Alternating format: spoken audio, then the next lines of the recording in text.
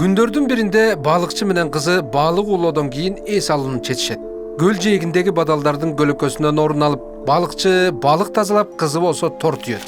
Ал эми казанда болсо балыктардын баштары кайнап жаткан болот. Ата, Кызым. быйыл мектеп көрасың, жаңы китептерди сатып берем дебедиңиз беле? Кызым, сени мектепке барса экен деп эле тилейм. Бирок мектеп эмес, жаңы кийимге да жетпей жатпайбызбы? Жакында кыш келет.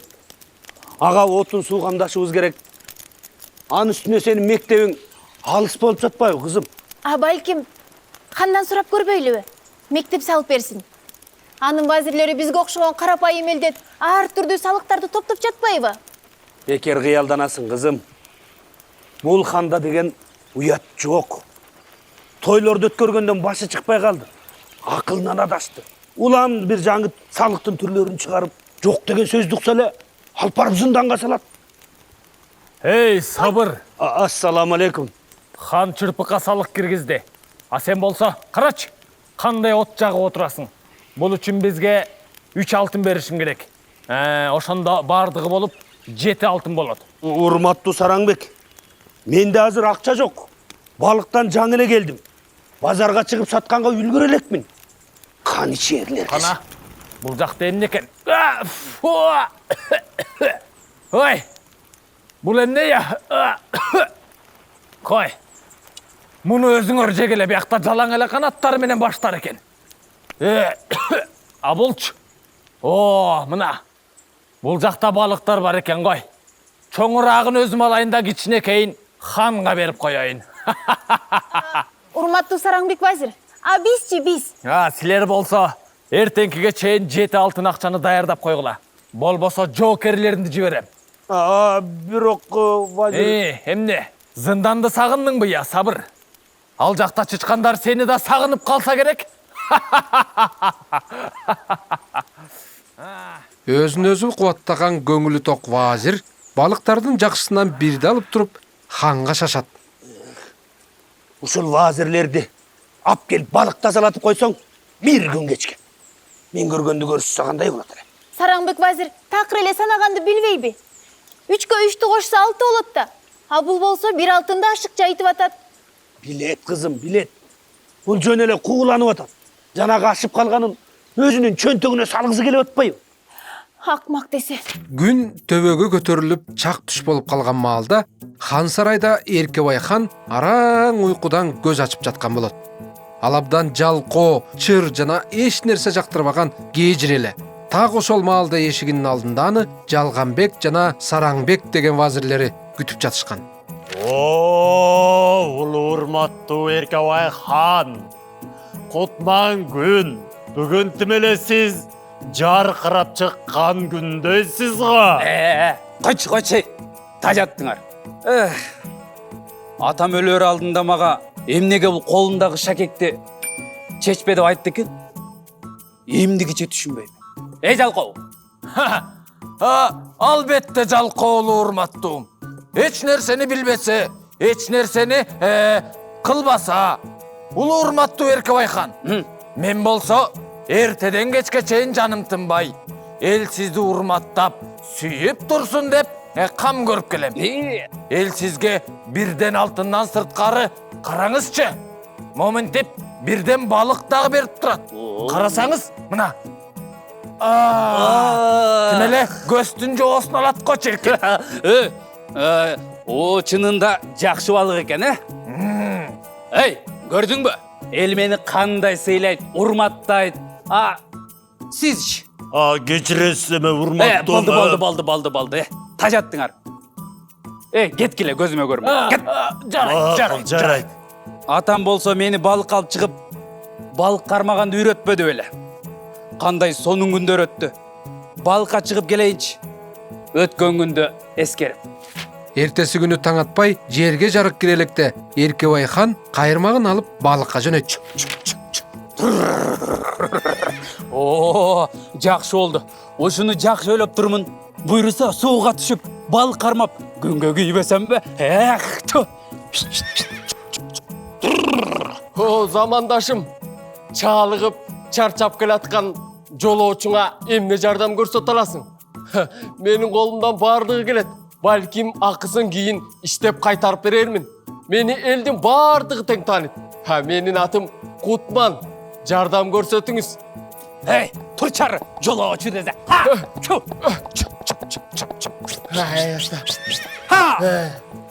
Жолың болбай қалғыр десе. Жайдын ысык күнүндө хан абдан көп жол жүрүп, акыры көздөгөн жерине жетет.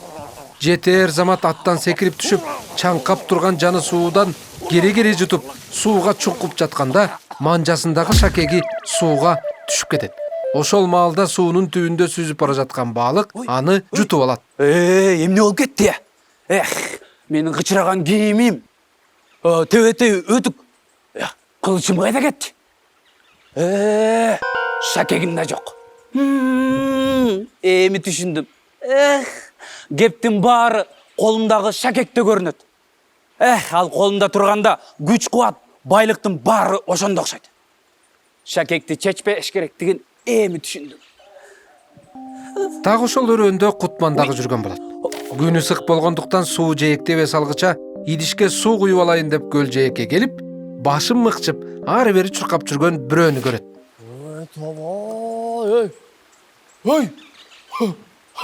Сен жанагы Эркебай хан эмессиңби, я? Жок. Эмне? Канга окшош турамбы? Мен сууга түшүп жатканда кийимдеринин баарын уурдап кетишти. Ушундай замандаш. Ата, кийимдерин урдатып ийдин дебейсиң бе? Курсагың деле ачты го. Менде жартынан бар. Экөөбүзгө тең жетет. Көк шибер көлөкөгө бар алдагы ичине өзөк жалгап алалы. Кана, жүрүп кеттик, ана шашпай калганын сүйлөшөбүз. Ошентип өзөк жалгашкан соң экөө эки башка жолго түшөт. Кутман өз жолуна, хан болсо суу жээкте ылдый жөнөйт. Көп узабай хан өзүнүн вазирлерин кезиктирет. Бирок алар жупуну кийимчен Эркебай ханды тааныбай, аны шапалак менен чапкылап, бир топко мазактап анан жолго түшүшөт. Балыкчынын кызы жолдогу ызы чууну угуп, эмне болуп жатты экен деп кызыгып эшикке чуркап чыгат. Жолоочу байке. Хандын вазирлери сизге да салык салыштыбы? Булар жүргөн жерде каракчылардын деле кереги жок болуп калды. Вазирлер пара алышат. Соттор калыс эмес, байларга жан тартышат. Салыкчылар жаңы салыктарды ойлоп табышат. Кимин десе эле келемиш толгондорго салышат. Бул Эркебай хан жыргатпай калды окшойт. Кантип ушинтип болсун, Жүрүңүз. Чарчадыңыз го. Тамактанып алыңыз үйгө барып. Жүрүңүз, өзөк жалгап алыңыз. Үмүт жолоочуга бар азыгын берип, өзөгүн жалгатат. Хан ачка болгондуктан биринчи жолу даамдуу тамак жеп жаткансып, колуна тийген балык баштарын сугалактан жей баштайт. Ошол кезде эшиктен балык артынган балыкчы кирип келет. Ой, Үмүт. Кызым, кел мага жардам берчи. Бүгүн жолум жакшы болду. Балык уулом сонун болбоду. Кудайым буйрса, вазирлерге 7 алтынга, анан сага китеп алганга дагы жетет баарына. Аябай сонун болуптур, Аябай көп экен. Эми экөөбүз муну тазалаганга жетишебизби? Жетишебиз. Ой, үйдө конок бар беле? Айтып койбойсуң конок келди деп. Бул жолоочу экен. Эс алып өзөк жалгап алсын деп чакырдым. Жол болсун жолоочум. Бизге жардам бересиңби? Биз анчалык деле бай эмеспиз. Көп деле албайбыз. Бирок бөлүшө алабыз. Макулсуңбу? Албетте. Бирок мен билбейм да. Ой, чоочулабаңыз. Өтө деле оор эмес. Мен үчүн жарып берип турам. Силер үчүн жуйсуңар. Атам болсо туздайт. Өмүрүндө эзели иштебеген хан ишке киришет. Ал эми балыкчы менен анын кызына бул иштер көнүмүш адатка айланган. Үмүт колуна эң чоң балыкты алып, сое баштаганда. Атаке, карасаңыз муну, карасаңыз. Ой! Бул жашоодо көптөгөн кереметти көрдүм эле. Бирок мындай сонолукту эч жерден көргөн эмесмин. Эй, сен көрдүң беле? Бул Үмүт, кызым, эми жашообуз оңолот буйрса. Эмне керек болсо бардыгын сатып алабыз. Китеп сатып алабыз. Анан керек болсо мектеп да куруп салабыз. Атаке, Шын кызым. кандай сонун. Айланайындар, жакшылар. Бул шакекти мага бергиле. Бул менин тумарым болчу. Каалайсыңбы? Атаңды башкы вазир кылып алабыз. Кааласаң алтын берем. Ананайын кызым, сен абдан жароокер кыз экенсиң. Сени канча кылайын? Салыктарды жоем. балық толған дарияны қоша берейін. Мені таныған жоқсыңар ба? Бұл мен Еркебай ханмын. Сен жылаңаш кийимиң жоқ жүріп, анан ханмын дейсің ғой я. Ой, ал тигил Еркебай хан биз берген байлықтарға чөмүлүп жатса керек. Анан сен келіп алып, ханыңар менмин дейсің. Сіз бізді абдан күлдірдіңіз. Мені қаныш ағылам дейсіз бе? Өтіп бара жатқан Кутман балықчының үйіндегі қатқырықтарды ұғып, кирип көрүүнү чечет. Ой, Сауыр байке. Ой, маған айныстар өте жақшы ғой. Ой, маға деле айтқылачы. Мен деле күлейін. Кутман, сенсің бе? Кел ағай. Ооба, вазирлердің айынан жек көрінген Еркебай ханмын. Ей, тоқтай тұрчу. Сен білең, мені азыр саға қызықты ғана көрсетмесең, бір кәл. Кутман байке. Қоя тұрсаңыз, азыр өзін ойын айтсынчы. Шакекті маға берсеңер, өзіңер көріп, күе боласыңар. Ал Арзамат қачып кеттіңіз, қарасаңар мұның қулығын. Қызым, мұның чынжа қалпайт отқан қантип білесіз ошондо? Азыр көресіңер. Ошондо сіз біздің ханыбызсыз, туурабы? Ооба, мен сілер жек көрген Еркебай ханыңармын. Кечээ күнү таңга жуuk кайда болдуңуз? Таңға жуық сарайдан жашырынып шыққам. Сарайдан эмнеге жашырынып чыктыңыз? Чарчадым мен. Ошол вазирлерден, келіп кеткендерден бала кести эстеп балыққа шыққам. Балыкка эмне менен чыктыңыз? Торбу? Жоқ, бир кезде атамаға белек қылған қайырмақ деле алғам. Қалып айтпағандай, Каяка бардыңыз эле? Атам экөөбүз бирге барып жүргөн жанагы талбар жерчи. Тети Кутманга да ошол жерден кезикпедим бе? ал жерде да сен білең.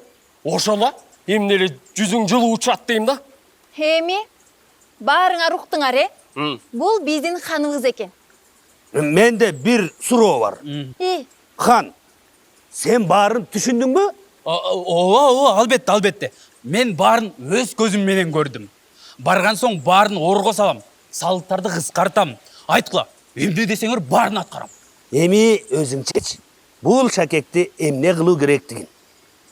Кана кызым, айтчы. Эмне кылалы? Чечим сенде кызым. Макул ата, Еркебай хан. Сиздин элиңиз эмнени каалап жатканын, кантип күн кечирип жатканын билген эмессиз, Тилекке каршы, ооба. Бирок мен оңолом. Элдин жашоосун оңдогонго сөз берем. Туура кыласыз. Элге жакын болуш үчүн, элдин көйгөйүн көрүш үчүн. Эми сиз вазир болосуз дагы, элди тонобостон аларга көмөктөшөсүз. Ат минген жарашпагандыктан эми жөө жүрөсүз. Көргөнүңүздүн баарысын болсо, ханга жеткирип турасыз. Ооба, албетте. Мен баарын түшүнүп турам. Бул адилеттүү чечим. Анда хан ким болот?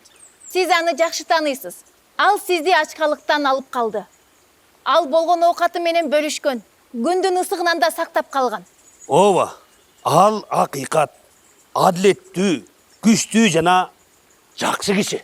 Урматтуу Кутман байке. Мындан ары биз ажоолук милдетти сизге ишенич арттык. Ал эми мен болсо окууга жөнөйм. Дагы көптөгөн нерселерди үйрөнүшүм керек.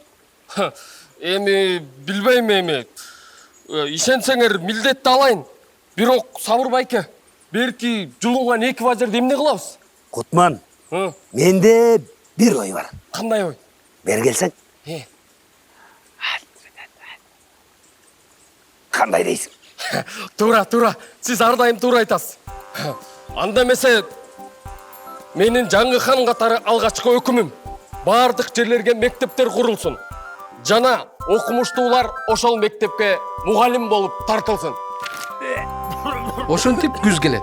Балыкчынын кызы айылындагы балдар менен чогуу мектепке бара баштайт. Ал эми хан 2 вазири менен Сауыр аттуу балыкчыга балык тазалагыч болуп иштеп калышат. Эл арасындагы билими күчтүү миңди жыгат, билеги күчтүү бирди жыгат деген акыл кеп бекеринен айтылбаса керек.